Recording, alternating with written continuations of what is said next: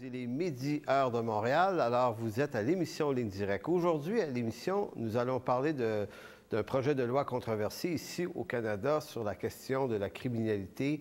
On durcit les peines maintenant et ça pose tout un problème de société.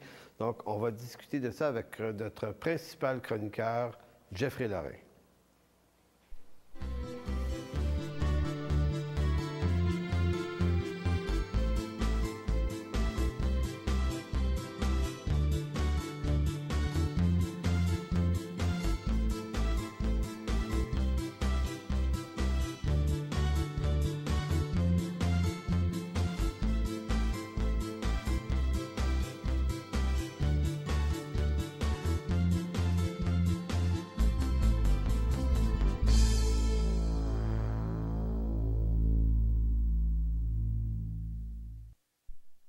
Alors, bonjour tout le monde et bienvenue à l'émission Ligne Directe. Aujourd'hui, comme on dit, on est le 8 décembre 2011. Depuis quelques semaines déjà, depuis le mois de septembre, il y a un débat assez important ici au Canada et c'est un débat qu'on retrouve un peu partout en Occident parce qu'on voit bien que le même genre de législation sont discutées ici comme ailleurs. Donc, c'est toute la question du débat entre l'incarcération d'un détenu, d'un criminel dangereux, ou doit-on viser plutôt sa réhabilitation? C'est une question qui nécessite quand même une bonne part de réflexion. Il y a énormément d'experts qui se penchent là-dessus. Et aujourd'hui, on a pensé amener une réflexion biblique de l'Écriture sur cette question-là. Comment nous, comme croyants, on peut se positionner, parce qu'on doit bien comprendre qu'au-delà des idéologies, des philosophies ambiantes, comme croyants, on appartient à un livre, on appartient à l'Écriture qui, elle, nous donne déjà un cadre de réflexion quand même assez clair. Donc, avec ça, on a notre invité aujourd'hui qui est Jeffrey Lorrain pour discuter de la question. Alors, ça va bien? Très bien, Réal Gaudreau. Est-ce que tes cadeaux de Noël sont pas mal tous achetés? Vu que j'ai juste des petites filles maintenant, c'est moins difficile. Fait que ma femme travaille là-dessus en ce moment. Et ta femme, elle, un petit cadeau? Non, un gros cadeau. Tu veux partir des chicanes de famille? C'est ça, je pense que je vais me mêler de mes affaires, ça va être un peu mieux. Donc, oui, non, les cadeaux sont achetés, oui. Oui, c'est ça. Bon, ben, en tout cas, moi, j'ai encore du chemin à faire. Alors, aujourd'hui, on va discuter du Code pénal canadien. Évidemment, on ne veut pas alourdir l'émission puis commencer à parler de législation. On n'est pas des avocats, on n'est pas des spécialistes de la question, mais comme tout le monde, on est des citoyens et on subit des situations aussi. Donc, je vais juste lire un article qui a été publié dans la presse et qui explique juste brièvement de quoi on parle. Et après ça, tu pourras peut-être nous lire les 9 articles qu'implique la loi. Oui. Donc, le 20 septembre dernier, le gouvernement conservateur canadien a déposé à la Chambre des communes son projet de loi omnibus sur la criminalité, nommé projet de loi sur la sécurité des rues et des collectivités, qui reprend 9 anciens projets de loi. Ce projet de loi prévoit notamment des peines de prison plus sévères pour les trafiquants de drogue, les auteurs d'agressions sexuelles et les jeunes contrevenants violents. Donc, comme on vous disait, publié dans le journal La Presse. Et donc, comme on voit, ce projet de loi implique 9 éléments. Bien, je peux peut-être justement les lire. Donc, c'est la loi sur la protection des enfants contre les prédateurs sexuels. OK. La loi sur les peines sanctionnant le crime organisé en matière de drogue. La loi de Sébastien. Donc, c'est une protection du public contre les jeunes contrevenants violents. C'est un ancien projet de loi C4 qui vise à prolonger, en d'autres mots, la détention des jeunes contrevenants violents et qui compliquera leur libération sous caution, dans le sens que ça va être plus difficile. Après ça, il y a la loi mettant fin à la détention à domicile de contrevenants violents et dangereux.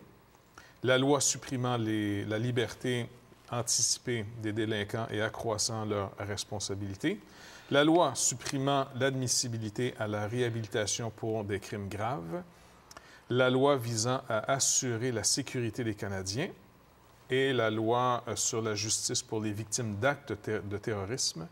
Et finalement, la loi sur la prévention du trafic, de la maltraitance et de l'exploitation des immigrants vulnérables. Donc, ma première question, c'est lorsque toi, tu lis ça d'un premier jet comme ça, qu'est-ce que ça t'inspire? Bien, écoute, ça m'inspire confiance, puis ça me rappelle le rôle que doivent jouer les magistrats dans notre pays. En d'autres mots, de protéger les droits des innocents et puis de faire savoir à ceux qui font le mal qu'il y a des conséquences. Est-ce qu'il y a quelque chose là-dedans que tu dirais, ben peut-être ça, c'est moins, c'est trop fort, ou est-ce qu'il semble qu'il y a un bon équilibre dans le dosage des intentions? Écoute, on est tellement habitué d'entendre des sentences, un peu prendre l'expression populaire, bonbons, que c'est sûr que ça rassure le public de voir que les gouvernements vont se mettre à assurer d'abord la protection des innocents.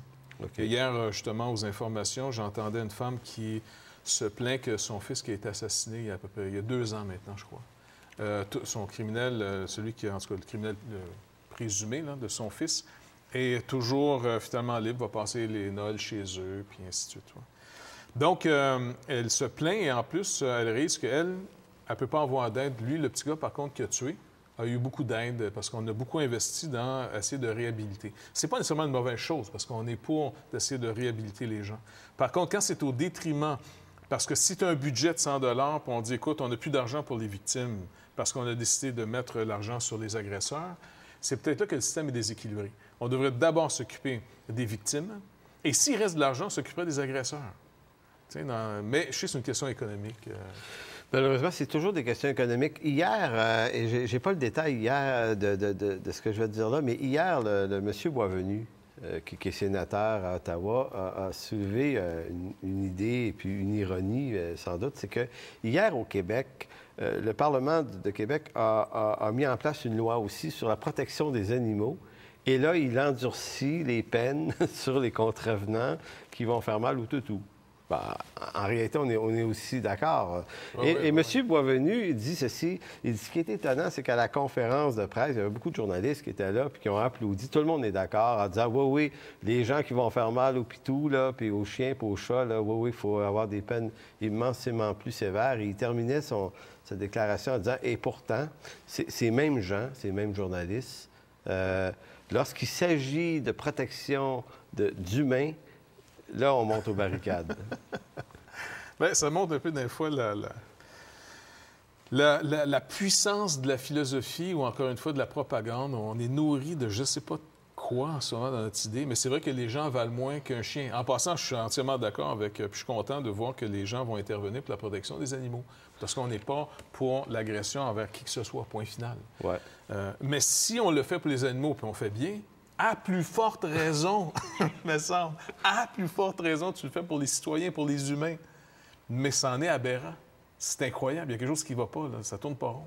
Puis une autre affaire qu'on remarque, évidemment, c'est qui sont ceux qui parlent au nom des Québécoises et des Québécois tout le temps, qui prétendent qu'au Québec, ici, on est dans un autre univers culturel et que ça, c'est pas nos valeurs, alors qu'on sent qu'il y a un ras-le-bol de la société en même temps, puis ces gens-là, bien, n'ont pas nécessairement les micros pour l'exprimer. Donc, on sent en passant, justement, je récupère ce que tu dis, c'est pour ça que les chrétiens doivent aller sur la place publique.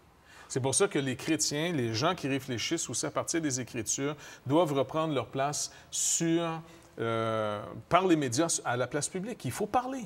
Parce que c'est ceux qui ont le micro qui mènent. Il y en a peut-être 3 ou 4, ils vont dire finalement toute la population pense ça. C'est sûr, on n'a pas regardé répondre. Où c'est que tu veux que je réponde que je dis je suis pas d'accord? Donc, non, ça c'est vrai. Il faut reprendre cette place qui... on ne parlera pas au nom de tous, on va parler en notre nom, nous autres, là, puis on va déjà en avoir assez avec ça. Mais néanmoins, il faut sortir de ce discours très, justement, propagandiste. Ça, c'est une propagande. Et notamment, tu sais, on s'en va vers le temps des fêtes, là, puis souvent, c'est une bonne occasion parce qu'on se retrouve dans nos familles ou dans différents endroits, puis il faut vraiment encourager les croyants à dire, oser affirmer des choses ou soyez une lumière un peu plus que simplement dire, bon, on ne va pas faire trop de problèmes. Moi, j'ai souvent remarqué que les meilleurs moments d'évangélisation, de témoignage, c'est souvent suite à une petite controverse qu'on crée. Tu sais, au fond, il suffit juste qu'on me demande qu'est-ce que tu fais dans la vie. Ben, je suis pasteur. Oh, OK. Ben, tu sais, une porte qui vient de s'ouvrir. Donc... Ou fermée. Ben, non, mais la plupart du temps, les gens vont dire, ah ouais, qu'est-ce que tu fais? Bon, c'est quoi ça? Puis là... Mais et souvent, je pense que les croyants, on manque les occasions par une hyper-sagesse. sais, parce qu'il y a une espèce d'hyper-sagesse. C'est parce que qui nous peut-être au envahit. début, on découvre l'Évangile, puis vraiment, c'était incroyable. L'impact que ça a fait dans nos vies, ça nous a changé une direction de vie complète. Bref, tu sais, ça a été fantastique. On voulait, par amour, que tout le monde en entende parler, spécialement dans nos familles. Puis c'est sûr, des fois, on n'a pas eu toujours la sagesse qu'il fallait. Un petit peu, oui, c'est vrai. Puis là, on a passé dans l'autre extrême après. Là, on veut tellement être sage qu'il n'y a personne qui n'entend rien de notre bouche. Donc, il faut retrouver un équilibre entre les deux. Donc, sur la question de la controverse, on va voir deux réactions qu'il y a eu. Là. C'est des raisons d'être contre le projet de loi. Donc, j'en cite deux. Il y a l'IRIS d'abord. L'IRIS, c'est l'Institut de recherche et d'information socio-économique, ici, qui dit il en coûtera 19 milliards de dollars pour appliquer cette nouvelle loi. Donc, je n'ai pas tout l'article, mais le raisonnement de l'auteur de cet article-là, qui est paru dans le journal Le Soleil, disait ça coûte trop cher s'occuper des criminels, donc vaut mieux Sacrifier la population. En d'autres mots, et 19 milliards, et le montant est contesté par d'autres en disant 19 milliards, là, c'est beaucoup de prisons, alors que le projet vise une certaine catégorie de criminels, et on parle toujours de criminels graves, de criminels dangereux. Donc, c'est pas 19 milliards que ça coûterait. Donc, ça, c'était la première réaction. La deuxième réaction, qui celle-là m'intéresse un peu plus, elle vient d'un député du Parti québécois. Et je me souviens, lorsque les projets de loi sont discutés depuis longtemps à Ottawa, il y avait le chef du Bloc aussi qui parlait au nom des Québécoises et des Québécois. Moi, à chaque fois que je l'entendais parler, je me disais, bien, il me semble que moi, je suis un Québécois, je pense pas comme lui, et je connais plein de gens qui sont pas d'accord avec lui, mais il y a toujours cette arrogance des politiciens ici au Québec de prétendre nous représenter. Donc, lui, c'est Sylvain Simard disait « Cette nouvelle approche en matière de criminalité est en totale contradiction avec celle du Québec. Le système québécois est basé sur la réhabilitation et fonctionne très bien. Nous avons un des plus faibles taux de criminalité et de récidive au Canada. » Donc... Est-ce que c'est vrai? Ben, c'est ça la question. Est-ce que c'est vrai? Est-ce que quelqu'un qui a vérifié ses sources? Oui, parce qu'il cite des études, mais on ne voit jamais tout à fait les études. Et ce qui est intéressant, on est tombé, moi et toi, sur un article d'un dénommé Éric Bergeron, qui est psychologue au Service correctionnel du Canada et expert à la Cour criminelle du Québec. L'article a paru... à la Presse, du 30 novembre. Donc, ça serait intéressant de juste lire des petits bouts. Je ne sais pas si tu es intéressé de lire des petits bouts de ce que cet homme-là a à dire sur cette loi-là et surtout le fait qu'il dénonce ceux qui parlent toujours de réhabilitation comme si c'était un phénomène magique. Donc, Éric Bergeron, je vais citer par bout, là, OK? Je ne lirai pas tout. Donc, c'est sur le débat, comme on le rappelle ici, sur le projet de la loi C-10. Il dit « N'est qu'un exemple parmi tant d'autres de l'incapacité de la société québécoise d'entretenir un débat intelligent autour de la question touchant l'ensemble de la population. » Il dit « La rationalité est absente du débat, selon M. Bergeron. Remplacé par l'éternel réflexe de protection identitaire, le fameux « on est différent au Québec ». C'est vraiment le cas, comme tu le citais, entre autres, pour le Parti québécois. Il dit « La discussion est monopolisée par les acteurs habituels qui ne font que ressasser les éléments plaidants en faveur de leur opinion sans souci d'objectivité. » Donc, on voit que quand il cite des études, il faudrait peut-être vérifier sur quelle base ils sont faites. Et il faut rappeler que le type qui écrit ça, lui, est directement affecté sur les services correctionnels du Canada et c'est un expert à la Cour criminelle du Québec. Donc, on présume que c'est pas n'importe qui est en train de nous donner son opinion. Après ça, il nous dit aussi que les intervenants au dossier, universitaires, ministres, avocats, n'ont jamais, pour la plupart, œuvré directement dans l'intervention. Ils discutent de tels sujets sur le plan théorique, ignorant la plupart du temps toute la réalité du terrain et de la difficulté de l'intervention. Or, les recherches démontrent l'impact très réduit de nos programmes d'intervention. Là, on parle d'un gars qui est sur le terrain. Il n'a pas l'air à y croire trop tôt, lui, que ça marche tellement fort, notre affaire. Non, ça ne marche pas. Puis un peu plus loin, il va dire, dans l'autre page, il dit « On s'assure du plaidoyer de culpabilité. » Il explique un peu ce qui se fait. Il dit « Si on a l'impression que la criminalité diminue, c'est pas qu'elle a diminué, puis c'est pas qu'on est efficace, c'est qu'on a changé des applications de loi, ce qui fait qu'on déclare plus crime certaines choses. » En d'autres mots, il dit on se fait mentir en pleine face. En réalité, c'est que ça va de moins en moins bien. Il dit, on s'assure de plaidoyer de culpabilité et on réduit ainsi la charge de travail, déformant complètement la réalité des meurtres au deuxième degré deviennent des homicides involontaires. Alors, il dit, c'est un peu comme ça que des gars comme Simard et d'autres arrivent à dire que ça va bien au Québec, on réussit dans la réhabilitation. Ça, c'est un petit peu comme, c'est dire, si on a un problème avec la drogue, par exemple, la consommation, il faudrait arrêter les gens qui distribuent, qui font le trafic. Bien, si on légalise le trafic, on va juste avoir moins de criminels, ce qui est ridicule en soi, parce que c'est juste qu'on a légalisé la libre circulation des criminels. Je ne sais pas si tu veux, on peut continuer à lire un petit peu. Oui, il donne d'autres commentaires intéressants. Entre autres, sur les délinquants, il dit « Certains délinquants, la répression », puis là, on parle d'un psy là, qui travaille au milieu d'eux, il dit « Pour certains délinquants, la répression est la forme la plus utile de réhabilitation. Ce sont des jeunes qui, dès le jeune âge, sont fortement criminalisés, présentent des éléments de personnalité psychopathique. Toutes les recherches montrent clairement que les interventions sont inefficaces sur eux. » Ouais. Donc, il y a une classe que c'est la répression, au contraire, qui semble avoir plus de persuasion que le reste.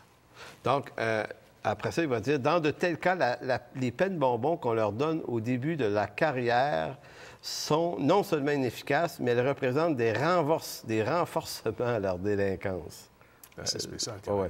Un peu plus loin, il va dire « De dire que la répression s'oppose à la réhabilitation, c'est d'être incapable de comprendre qu'avant toute réhabilitation, le crime doit être puni chez les individus ne présentant aucun malaise moral ni remise en question face à leurs agissements. » Donc ça, c'est l'article de M.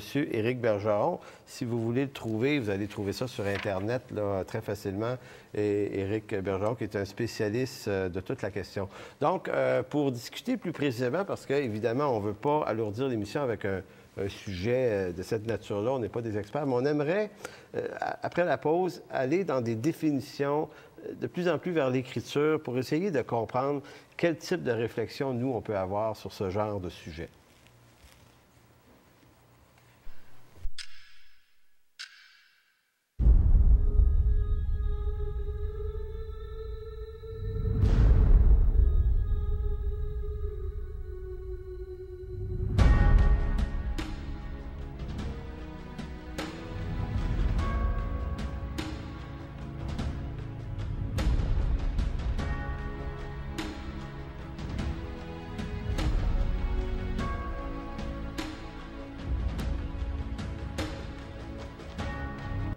Une chose, c'est qu'on va sur place, on achète la nourriture nécessaire, on achète les équipements nécessaires.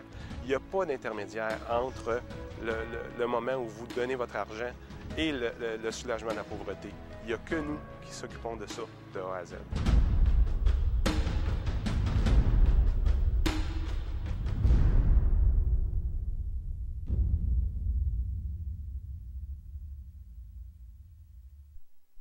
Alors, de retour à l'émission Ligne Directe, on vous rappelle que si vous désirez nous écrire, nous poser des questions, des commentaires, des suggestions également, vous pouvez le faire en écrivant à lignedirect@labibleparle.com. Donc, durant la pause, on a reçu déjà une première question qui vient de M. Dufour de Sherbrooke, qui dit pourquoi les dirigeants québécois s'opposent-ils à la loi des conservateurs en matière de criminalité?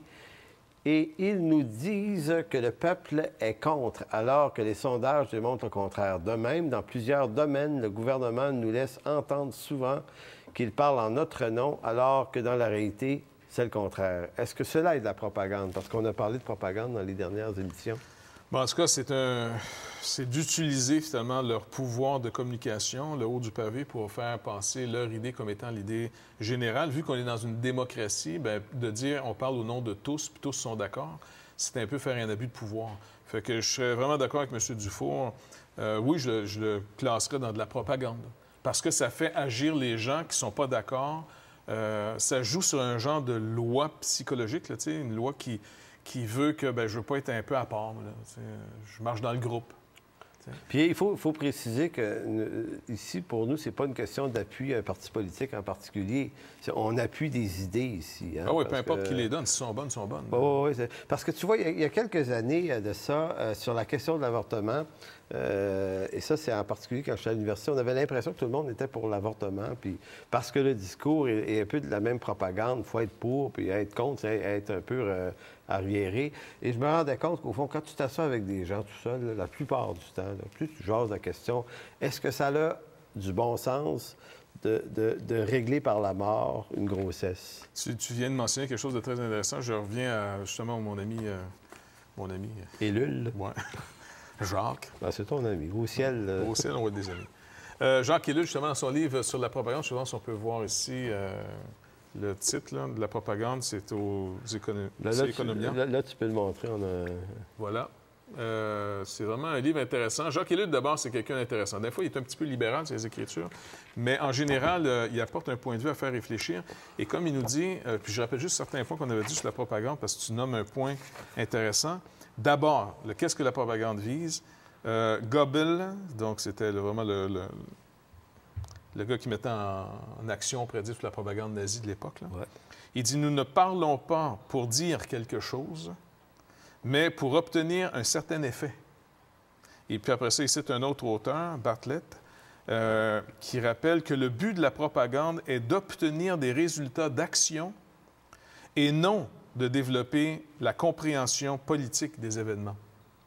Donc, quand tu es là à citer, tous les Québécois disent, et ainsi de suite, tu sais, bon, ça en est. Après ça, par contre, un peu plus loin, il va dire que la propagande, ça ne fonctionne pas sur l'individu seul. Ça marche sur une masse. Parce que, comme tu dis, quand ils sont dans la masse, ils ont la parole de la masse, ils ont peur d'être mis marginalisés. Parce que c'est pas agréable. Il faut quand même du courage pour affirmer nos opinions contre la masse. Aujourd'hui, de dire, par exemple, que, je sais pas, moi, je suis contre l'avortement, bien, c'est bien mal vu. T'sais. Mais quand tu parles personnellement à la personne qui te disait dans le groupe que c'était « Non, non, écoute, tout le monde, c'était non irresponsable, blablabla », tu y parles après, donc tu es d'accord. Tu le tuerais, toi, l'enfant. Tu serais capable de le faire? Non, non, moi, je serais pas capable de le faire, là, mais je pense que c'est une liberté que les autres peuvent avoir. Ils vont toujours individuellement débarquer de ce que la propagande fait parce que c'est pas de l'instruction qu'on a donnée. On a donné une parole qui fait agir dans une direction, même contre ta volonté. Car la plupart des gens ne feraient pas ce que la propagande nous demanderait de faire s'ils étaient seuls.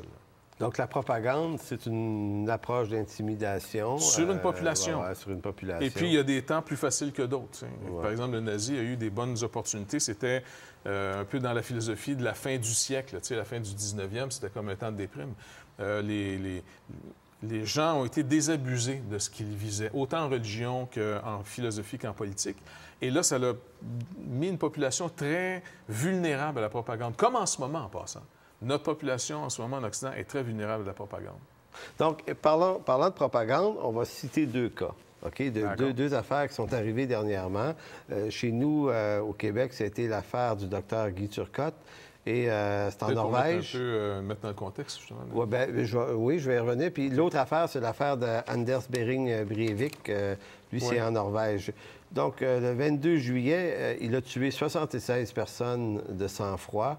Et suite à une analyse psychiatrique, on a jugé le type pénalement non responsable de ces 76 morts. Et ici, au Québec, un peu avant, donc nous autres, c'est l'hiver passé, si ma mémoire est bonne, il y avait de la neige encore, le docteur Guy Turcotte va assassiner ses deux enfants. Et lui, on va le déclarer non criminellement responsable. Moi, j'étais quand même étonné de voir que les expressions, pour la Norvège, c'est pénalement non responsable, alors ici, c'est criminellement responsable. Disons que, sans être des experts dans le domaine, on peut affirmer que ça se ressemble pas mal. Et on voit que ça soulève une indignation profonde dans la population. Et lorsqu'on entend des experts, des psychiatres qui viennent nous expliquer ça, est-ce qu'on peut qualifier de propagande leur discours lorsqu'ils nous disent, eux, que une personne, lorsqu'on est capable d'identifier qu'elle souffre d'une certaine forme d'aliénation, ça la rend non responsable de son crime? Bon, il y a la réponse, le discours qui est humaniste sur cette question-là, mais nous, comme croyants, qu'est-ce qu'on va dire? Qu'est-ce qu'on répond à ça? Bien, si on essaie de comprendre un peu comment Dieu juge les situations, c'est vrai qu'il y a un aspect de responsabilité. Il faut voir si la personne est responsable. Dans le sens qu'il y avait des crimes qui se faisaient en Israël par accident, par exemple. Si tu faisais mourir quelqu'un par accident, il y avait des villes de refuge. Tu allais dans une ville de refuge, et puis là, après ça, on faisait le procès pour empêcher ce que la loi visait, entre autres, puis qu'on a adopté, que les gens se mettent à se faire justice eux-mêmes. Donc, et puis, il y avait certaines places qui étaient déclarées non responsables, on dit. T'sais. Donc, ça existe, parce qu'une personne qui est complètement hors d'elle-même, qui n'est pas elle du tout, devrait finalement être déclarée non responsable de ses gestes. Par contre, où ça fatigue la plupart d'entre nous, une personne qui est non responsable, est-ce que tu lui redonnes la liberté? C'est toujours, c'est déclaré non responsable, bien, il faut peut-être refaire des asiles où est-ce que tu enfermes des gens à vie. Parce que est-ce que tu le fais sur le dos de qui de relâcher la personne, des prochaines victimes? Donc là-dessus, on a un sérieux problème. Encore une fois, c'est une question économique. Donc, combien vaut une vie humaine? Là, on dit que ça ne vaut pas 19 milliards. La population du Canada ne vaut pas ce prix-là. Mais je me dis, c'est où la valeur des gens? Quand on paye des joueurs de hockey des fortunes, puis finalement, un être humain ne vaut pas finalement qu'on le protège, je pense qu'il y en a un sérieux problème. Et c'est pas juste un problème économique, quoique ça joue énormément, parce que nos gouvernements peuvent être assez hypocrites là-dessus pour dire on a des budgets à respecter. Ça va être aussi vrai en passant dans le suicide assisté et puis dans l'euthanasie, comme pour l'avortement. OK? Les gens parlent beaucoup économiquement. Mais qu'est-ce qui a permis aux gens d'aller là? Il y a des philosophies qui sont derrière ça, qui font l'affaire des gens. Et c'est là-dessus qu'il faut vraiment se pencher. Donc, il faut se poser même la question, à quoi sert d'abord le magistrat? À quoi sert le policier, les tribunaux, la loi? À quoi elle sert dans notre pays? Elle doit servir qui? Regarde, pour aller plus loin dans le ridicule, il y a le printemps dernier ici, je ne sais pas comment la situation a abouti devant les tribunaux au bout de l'affaire, c'est qu'il y avait un type qui avait énormément bu. Mais il n'avait pas juste pété la balloune, comme on dit, parce que ces gens-là sont encore conscients de ce qui se passe. Mais il y avait un type qui était tellement intoxiqué par l'alcool qu'il y avait une cause où il allait être probablement libéré en disant, bien écoute, il était tellement en état d'ébriété. Qu'on l'aurait déclaré non responsable. Non responsable, encore là. Donc, on s'en va dans toutes sortes de directions à déclarer toujours non responsable. En d'autres mots, saoulez-vous bien comme il faut avant de tuer quelqu'un. Que... Oui, parce que juste un peu, on vous garde encore un degré de responsabilité. Ah ouais. Là, je ne dis pas que celui-là a été relâché, je ne me souviens pas de comment, mais il y avait eu un débat autour de son affaire à lui aussi. Donc, ce qui m'amène une question. Est-ce que l'aliénation mentale, donc un état second dans lequel une personne se retrouve, est une raison suffisante de le relâcher? Bien, c'est assez intense et profond, dans le sens les gens, si, encore une fois, un croyant est responsable de ses actes. Si je sais que l'alcool, par exemple, me fait perdre mes facultés, quand je vais boire, tu sais, supposons qu'un chrétien se met à boire, une personne qui craint Dieu boit, elle est responsable à tous les verres qu'elle va prendre. Elle est responsable du contexte, il faut qu'elle assume. Maintenant, si boire t'amène à être ivre, donc hors contrôle, et que là, tu dis, bien, c'est pas grave, j'ai passé le cap de la responsabilité, ça fait aucun sens, là.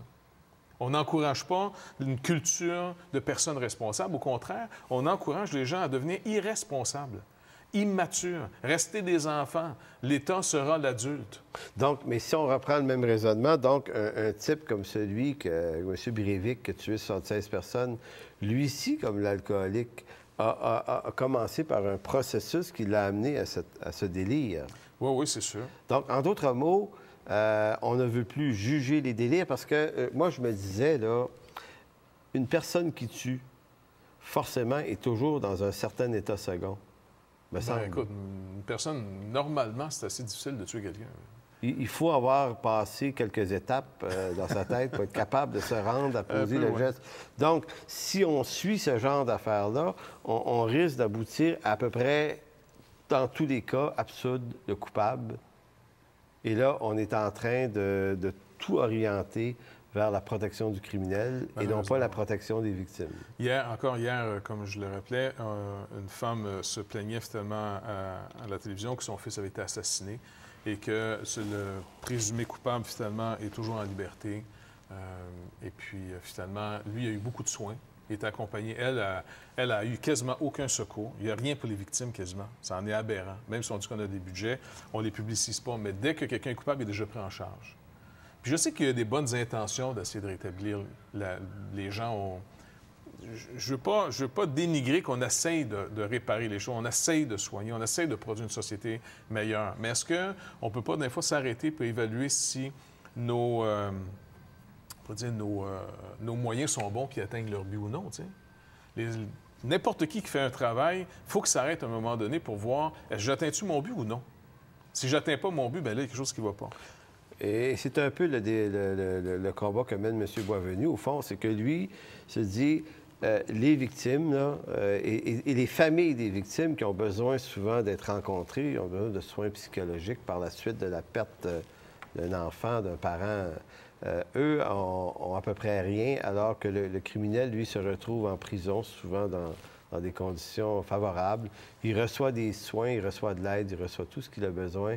Et ça, on est vraiment en train de rentrer dans une société qui postule vers l'injustice, tout simplement, peut-être avec des bonnes intentions, mais quand même... C'est sûr qu'il y a des bonnes intentions. Moi, je suis sûr que tous ces gens, toutes ces personnes qui travaillent à ça ont des bonnes intentions. Ils visent un but très noble. Mais ils ne vont pas atteindre leur but. Au contraire, je pense que ça va produire le contraire. Et qu'est-ce qu'ils essaient d'atteindre? C'est de ne pas produire une culture de vengeance. Mais le seul moyen que je connaisse, selon les Écritures, d'empêcher une culture de vengeance se trouve, entre autres, dans... Mais Paul le résume bien, dans l'Épître aux Romains. Au chapitre 12, je vais vous le lire. D'accord. Il dit d'abord, ne rendez à personne le mal pour le mal. C'est ce qu'on recherche. Donc, on ne veut pas nécessairement développer une société qui va faire souffrir les gens, tu sais. Recherchez ce qui est bien devant tous les hommes. S'il est possible, avant, autant que cela dépende de vous, soyez en paix avec tous les hommes. Fait que ça, c'est le contexte dans lequel on veut tous travailler. Voici la solution biblique. Ne vous vengez point vous-même, bien-aimés, mais laissez agir la colère. Car il est écrit, à moi la vengeance, à moi la rétribution, dit le Seigneur. OK? Maintenant, si j'ai un ennemi, qu'est-ce que la Bible m'exhorte à faire? Mais si ton ennemi a faim, donne-lui à manger. S'il a soif, donne-lui à boire. Car en agissant ainsi, ce sont des charbons ardents que tu amasseras sur sa tête. Donc, tu produis le regret. Tu essaies de provoquer une repentance chez cette personne-là. Ne te laisse pas vaincre par le mal, mais surmonte le mal par le bien. Le drame, c'est que les gens arrêtent là. Mais le problème, c'est qu'on ne sera pas capable de produire une culture d'essayer de provoquer le vrai changement chez les gens si d'abord les magistrats n'assument pas le rôle de la vengeance de Dieu. Parce que ça continue après. Il dit que toute personne soit soumise aux autorités supérieures, car il n'y a point d'autorité qui ne vienne de Dieu. Et les autorités qui existent ont été instituées de Dieu. C'est pourquoi celui qui s'oppose à l'autorité résiste à l'ordre que Dieu a établi, et ceux qui résistent attireront une condamnation sur eux-mêmes. Ce n'est pas pour une bonne action, mais pour une mauvaise, que les magistrats sont à redouter. Donc, il faut que les magistrats soient redoutables. Ils sont à redouter. Ils ne seront pas redoutés pour une bonne action, mais pour une mauvaise. Veux-tu ne pas craindre l'autorité? Fais le bien et tu en auras son approbation. Le magistrat est serviteur de Dieu pour ton bien. Mais si tu fais le mal, ici, pour ton bien, c'est de protéger ta vie.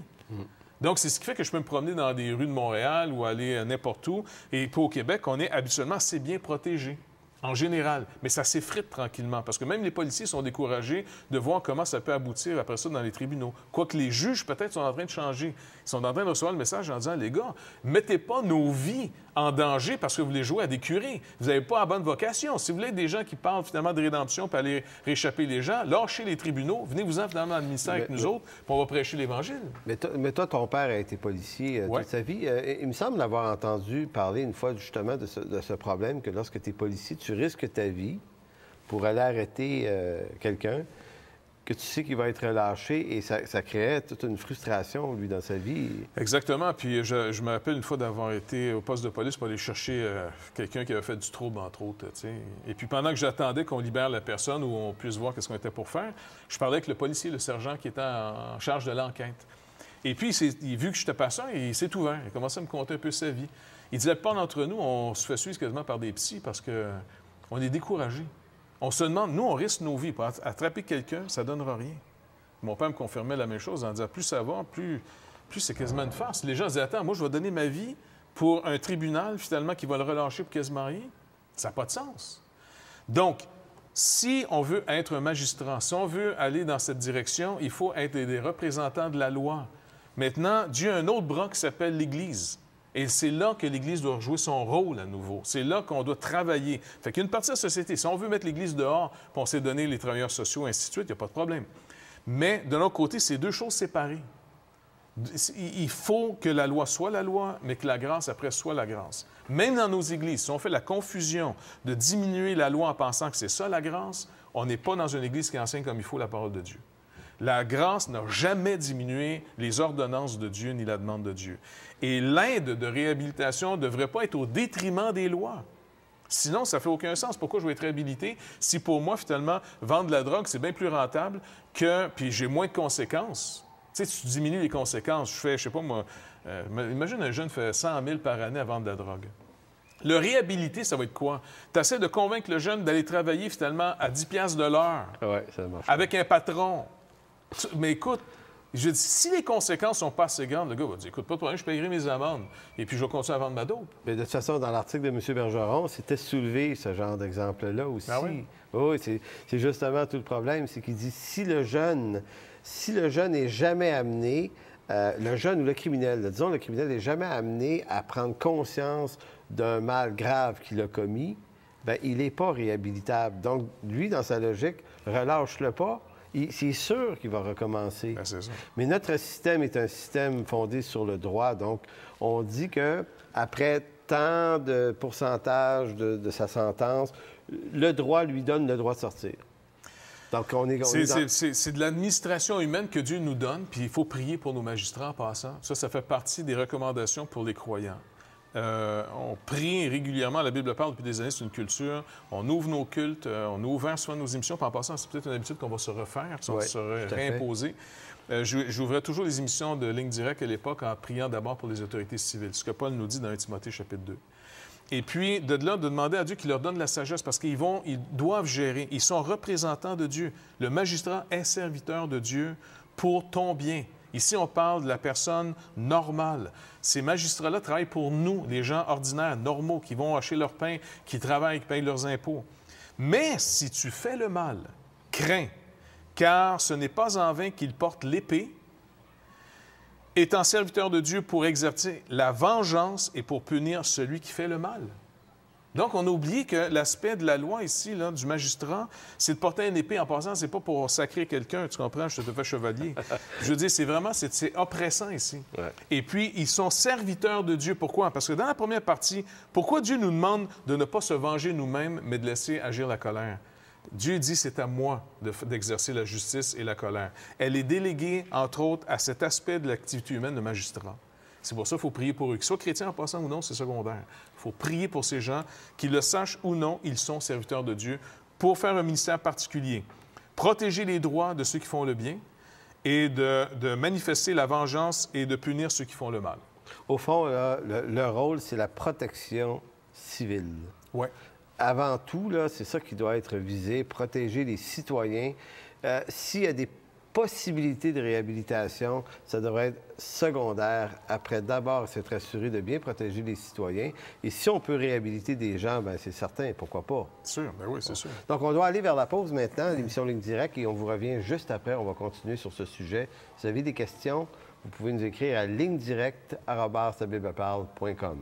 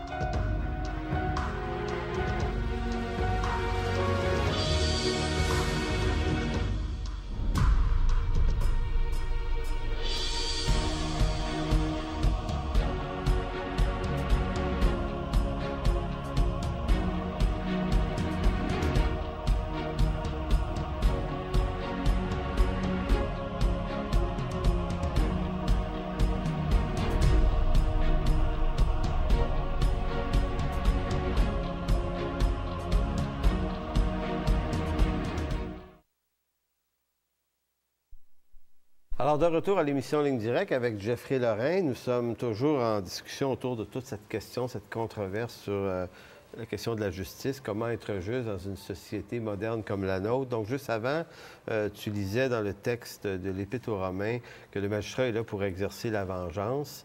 Et ce qu'on voit, c'est que l'Écriture va davantage privilégier d'abord la protection de la société civile en s'assurant que le criminel soit écarté.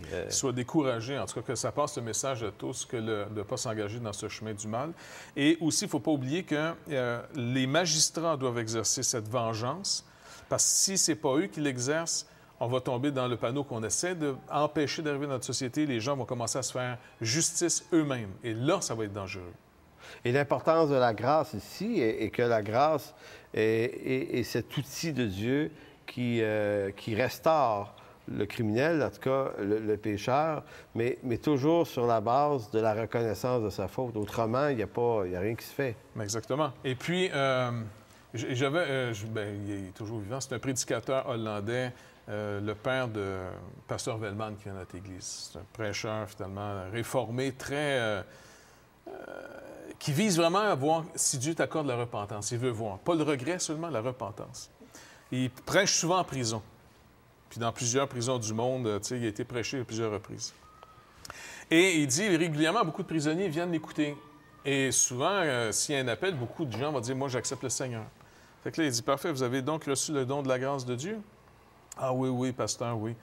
Il dit, est-ce que vous me prenez pour un naïf? Bien, il dit, non, pourquoi? Bien, il dit, écoutez, si vraiment vous avez reçu le don de sa grâce, si vous avez tué, allez demander finalement qu'on vous garde ici pour toujours. Bien, il dit, mais non, je crois au pardon. Je dis, oui, oui, vous êtes pardonné devant Dieu. Mais si vraiment vous comprenez sa grâce, vous comprenez aussi qui il vient de pardonner. Vous avez réalisé votre faute. Et vous ne le ferez pas pour sortir d'ici plus rapidement. Fait qu'il dévoile les motifs, le monsieur, il en est terrible. Tu comprends? Fait qu'il dit, essayez de pas me raconter des histoires. La plupart d'entre vous, vous êtes finalement en train de suivre le petit programme ici, de venir à la chapelle de la prison. Puis il dit, en réalité, il me disait pas que c'était jamais bon ce qui se faisait. Il y a des gens qui avaient une authentique repentance, mais il dit, les gens qui ont une authentique repentance reconnaissent leur tort. Ils ne sont plus en train de dire, c'est trop dur pour moi d'être ici. J'ai gâché la vie de quelqu'un, j'ai tué quelqu'un. Les repentances qui valent rien, c'est les repentances à la Caïn et les autres personnages bibliques. Tu sais, Caïn qui dit, Dieu dit maintenant, le sang de ton frère crie de la terre, je te chasse de ce lieu, tu vas être... Bien, au fond, et on voit la vraie repentance, c'est celle de David dans le psaume 51. Il dit, tu seras juste dans ta sentence. Contrairement à Caïn. Caïn, qu'est-ce qu'il dit? Lui, il dit non, c'est trop dur pour être porté. Ouais.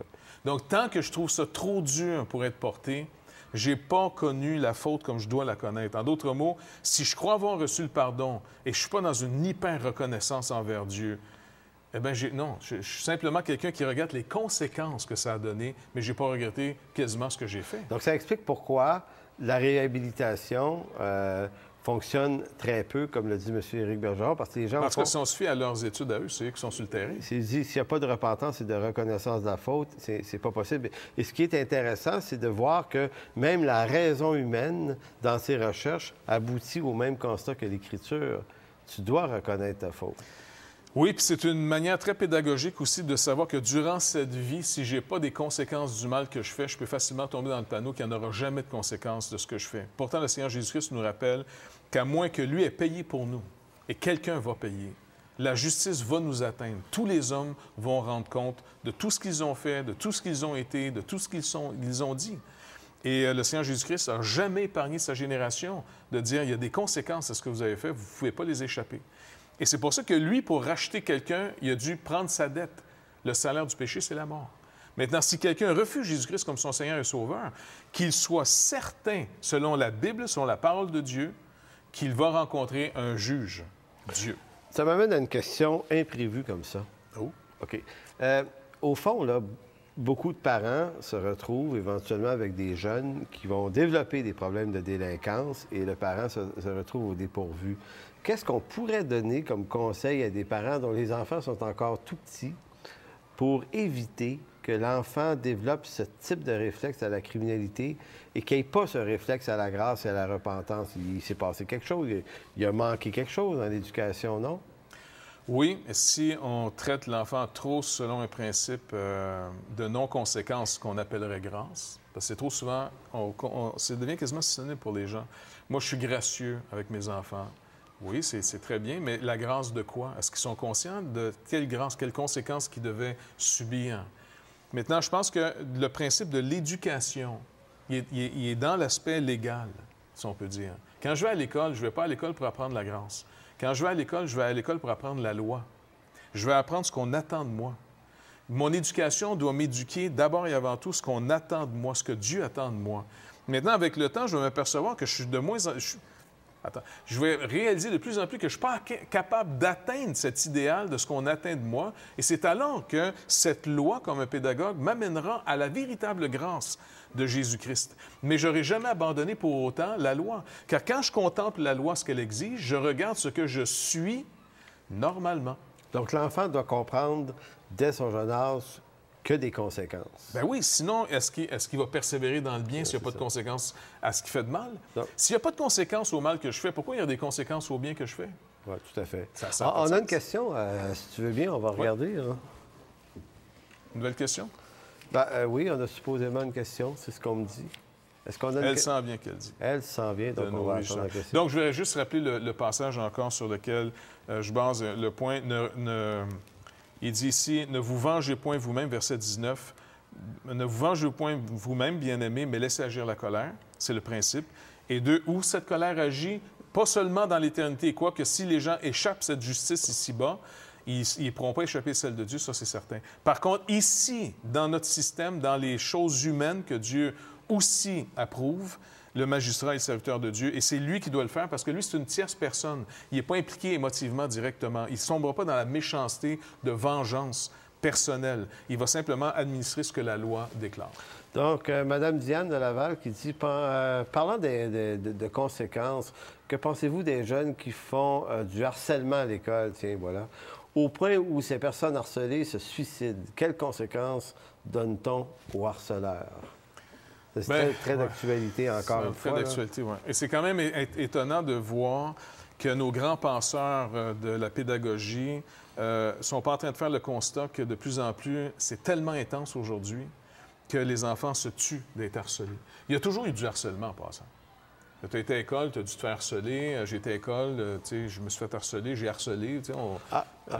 Pas souvent, mais bon, ça arrivait. Bref... Moi, j'ai volé des crayons, surtout ça. J'ai un voleur à cette table, qu'est-ce que c'est ça? En secondaire 1, je ne sais pas ce qui m'est arrivé avec des amis. Tu sais pas ce qui est arrivé? On volait des crayons aux autres. C'est celui qui en avait volé le plus dans sa journée qui gagnait. Ça. Bon, ça, c'était les grands crimes de l'époque. Ah oui. Ou encore mâcher de la gomme. Ça, c'était vraiment, on produisait au bout du compte des gens. Il y a toujours eu des exceptions, puis il y en aura toujours. La nature humaine étant ce qu'elle est déchue. Mais il y a des systèmes qui ont atteint mieux leur but que d'autres. Il y a des systèmes éducatifs, il y a des systèmes collectifs aussi qui ont produit des meilleurs citoyens que d'autres systèmes. On est obligé de faire des évaluations, c'est obligé. Donc, pourquoi aujourd'hui on ne réalise pas que notre système, notre manière d'éduquer, notre manière de réfléchir les choses semble pas produire le résultat qu'on voulait? On veut se fermer les yeux là-dessus. Donc, je pense qu'il faut fortifier le principe que quand tu fais le bien, tu es encouragé à le faire, tu es récompensé de le faire, puis quand tu fais le mal, tu es vraiment aussi, je ne dirais pas récompensé, là, mais tu vas recevoir ce que tu mérites. Tu sais, de faire goûter les deux extrêmes à l'enfant pour qu'il puisse valoriser, préférer faire le bien. Et puis que ça un jour, ça devient interne. Au début, on pourrait dire, ma structure du bien et du mal, c'est mes parents qui me la définissent.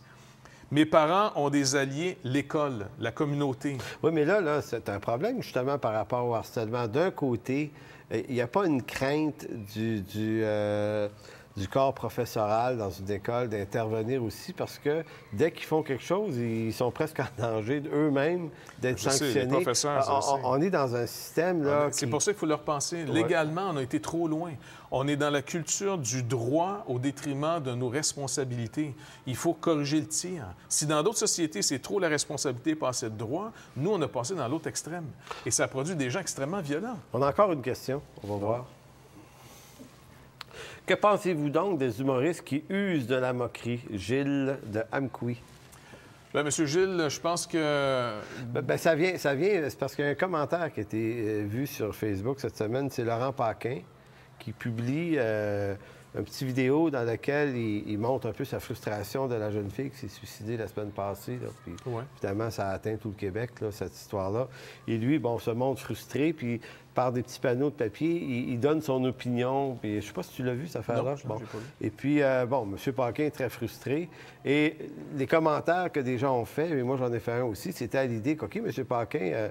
vous êtes très frustré qu'une petite fille se suicide, puis vous traitez les harceleurs, mais l'idée, c'est que les humoristes aussi au Québec, qui sont des modèles pour les jeunes, passent leur temps à se moquer des gens aussi. Donc, ils ne sont pas un peu à la source d'une partie du problème. C'est pour ça qu'on revient encore au même point. Est-ce que ce ne serait pas la saison, le temps de faire une remise en question sur les droits et sur les manières de faire? Est-ce qu'on atteint le but? Est-ce que la moquerie, par exemple, a dépassé des bornes? Je sais qu'on s'est moqué beaucoup de gens, soit... je sais pas, moi... Je me rappelle, il y a eu l'histoire de Pinard, par exemple. La moquerie sur son cas ou sur les homosexuels. C'est pas une manière de régler le problème. Donc, de se moquer, je pense... Il faut avoir une finesse dans la plaisanterie qui détruit personne. Il faut repenser notre manière de faire des farces. Si on veut rire, rions de nous-mêmes, mais rions pas de l'autre, qui ne peut pas se défendre. Je pense que c'est dans ce sens-là. Et vraiment, de recorriger le tir. On ne peut pas tout faire au nom de l'art. Ah, c'est de l'art, les gars, je suis désolé, j'ai le droit de faire ce que je veux. Ou encore au nom de l'expression, la libre expression. Non, à un moment donné, il faut se mettre un frein. Sinon, c'est les conséquences qui vont devenir un frein. Quand la nouvelle génération prend tous ces modèles sans crainte de Dieu, ni loi, ni Dieu, eh bien, ça va produire des monstres. Parce que la nature humaine laissée à elle-même, c'est quelque chose qui n'est pas beau à voir du tout. On perd un héritage. Qu'on soit d'accord ou non, encore une fois, la manière que ça a été administré finalement, dans les années, je ne sais pas, 40-50, je n'étais pas là, je ne sais pas ce que c'était. Mais les conséquences qu'on a aujourd'hui sont bien plus graves que les conséquences de l'époque. Il y a moyen d'améliorer peut-être les choses, toujours. Mais on n'est pas sur une bonne traque, là. On s'en va nulle part. On s'en va à produire des gens qui ont plus peur de la loi. Au fond, on voyait un passage ensemble à Ésaïe, chapitre 5, verset 20, qui est peut-être... Bon, on va le lire dans le langage biblique. Souvent, là, les déclarations paraissent lourdes, là, mais si on va chercher le fond du texte... Oui, tu peux laisser ça. Ésaïe 5, 20, ouais, qui fait juste dire, c'est peut-être pour ça qu'on a abandonné quelque chose. C'est un texte assez bien connu, entre autres, dans les Écritures, cité souvent, mais je pense qu'il peut vraiment s'appliquer à lorsqu'on abandonne la crainte de Dieu. Et puis, on se trouve donc... Ésaïe 5, 20. « Malheur à ceux qui appellent le mal bien et le bien mal, qui changent les ténèbres en lumière et la lumière en ténèbres, qui changent l'amertume en douceur et la douceur en amertume. » Donc, on voit ici les conséquences de transformer ces choses. Quand on n'est plus capable d'appeler bien, bien, mais même on est rendu à dire que quand on dit quelque chose de bien, puis on est classé dans le mal, je sais pas, mais par exemple, on est contre de tuer les gens. On est contre tuer des enfants. Et que nous, on se fait taxer après ça d'avoir dit « ça, c'est mal ce que vous avez dit là ». Bien, est-ce qu'on n'est pas des gens qui ont changé le bien en mal? Quand on dit que c'est mal de tuer un enfant, puis que là, la société nous dit non, c'est correct d'avorter, vous allez me dire finalement qu'on n'a pas fait le pas de créer une manière de penser que de faire ce mal à un individu qui est totalement autre chose que la femme qui porte l'enfant. C'est deux systèmes différents. La preuve de ça, c'est que ma fille, elle est finalement, tu sais, son sang, c'est négatif. Son mari est positif.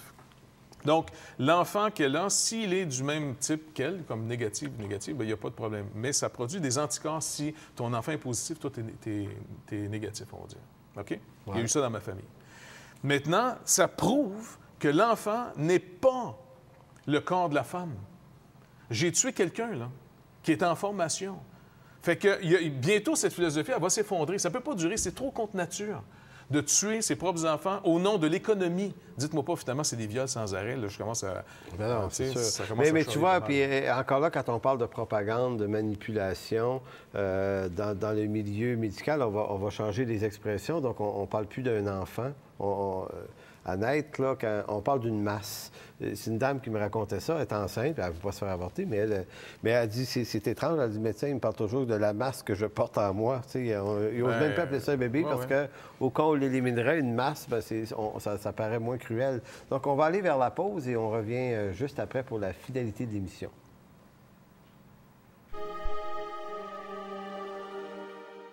Tout chrétien Point TV va être une ouverture, un outil qui va nous dépasser. Et tous les espoirs sont permis. Toutchrétien.com est donc là pour rester et grandir.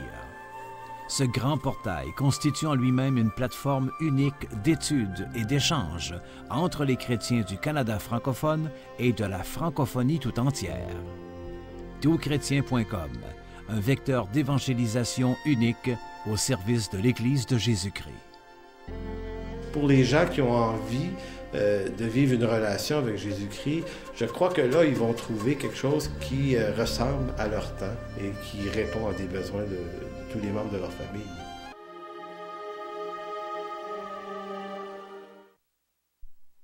Alors, on est de retour pour la conclusion de cette émission.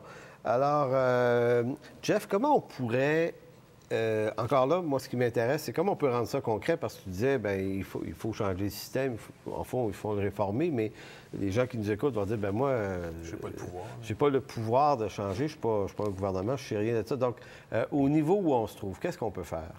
D'abord, si vous êtes un croyant, vous êtes racheté, vous avez été pardonné, vous avez été justifié, vous avez accès au trône de grâce. Donc, on peut être des intercesseurs auprès de Dieu, en commençant d'abord et avant tout à prier pour tous ceux qui sont élevés en dignité dans notre pays ou dans vos pays, ou peu importe où vous nous écoutez. C'est un devoir qu'on a, c'est une tâche qu'on a. Donc, Dieu nous donne accès à son trône pour dire « Viens, intercède pour eux ». Donc, on doit intercéder pour les magistrats, pour les rois, pour tous ceux qui sont élevés en dignité. Deuxièmement, ce qui nous a amené à penser comme on pense aujourd'hui et à perdre complètement contrôle, où nos gens n'ont plus de crainte de l'autorité, nos gens n'ont plus la crainte de la loi, ni même des conséquences. Bien ça a été semé par des idées il y a peut-être 30, 40, 50 ans. Est-ce qu'on est prêt à ressemer des semences saines, des pensées nouvelles? Donc, dans nos maisons, le temps des fêtes arrive. On va parler de toutes sortes de choses. Veillons pour voir si ce n'est pas le temps de provoquer une prise de conscience. Il y a trop de choses qui sont devant nous qui nous montrent un échec trop cuisant, trop grave. Donc, peut-être qu'on peut en parler entre nous dans nos maisons pour voir, peut-être on va corriger le tir, les plaisanteries sur notre gouvernement, on va peut-être les diminuer. Ou, je sais pas moi, se moquer physiquement de quelqu'un, plus jamais. Tu sais, d'avoir des normes nouvelles pour dire, non, l'autorité, c'est du quoi? On va respecter l'autorité. Quand on va s'adresser à un policier, on va le vouvoyer. Quand on va parler à un inconnu, dans notre langue nous le permet, on va apprendre à vouvoyer. On va apprendre à respecter les gens avant de réclamer d'être respectés.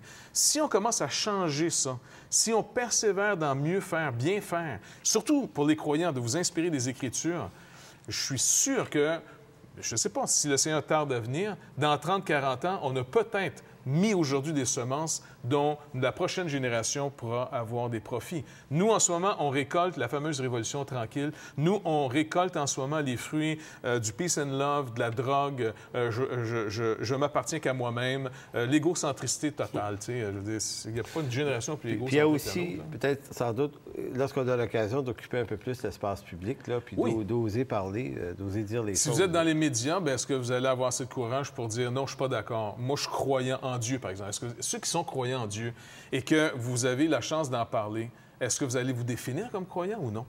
Ouais, ça, c'est un Écoute, il nous reste 2 minutes, à peine même un peu moins. Ce serait peut-être intéressant de l'utiliser comme tu suggérais, de prier pour les autorités. D'accord? Seigneur, vu que tu nous as donné accès à ton trône de grâce par Jésus-Christ, sa chair a été brisée, comme tu dis, le voile a été déchiré. On a accès maintenant par lui à ton trône.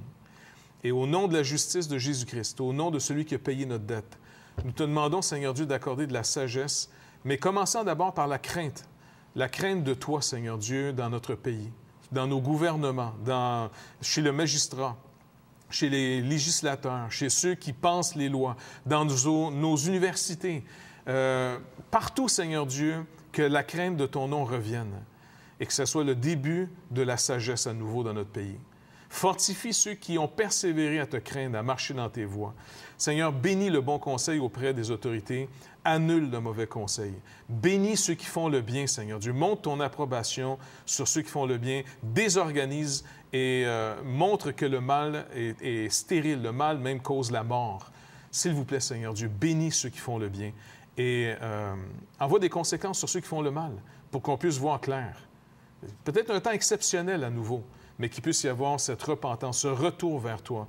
Et on pense spécialement à nos enfants, nos petits-enfants qui sont élevés dans des philosophies où on leur enlève toute crainte et qui marchent, au fond, vers leur destruction. Fait que, s'il vous plaît, mon Dieu, accorde la repentance au pays et la foi en Jésus-Christ, la foi en toi, Seigneur Dieu. Merci d'avance au nom de Jésus, Père. Amen. Oui, amen. Alors, c'est ainsi que se termine l'émission Ligne Directe. On rappelle que si vous voulez nous envoyer vos commentaires, vous avez des questions, vous pouvez le faire durant le reste de la semaine à l'adresse ligne directe à commercial-la-bible-parle.com. Ça va nous faire plaisir de répondre à vos questions dans les prochaines émissions. Sinon, vous avez des commentaires, vous avez des suggestions de sujets, n'hésitez pas à nous envoyer ça à l'adresse que je viens de mentionner. Alors, d'ici on peut peut-être remercier justement les gens qui nous ont encore envoyé des commentaires. Ouais. Ah oui, effectivement. C'est un début pour nous de commencer l'émission. Alors, on se revoit la semaine prochaine. Merci à tous. Bye-bye.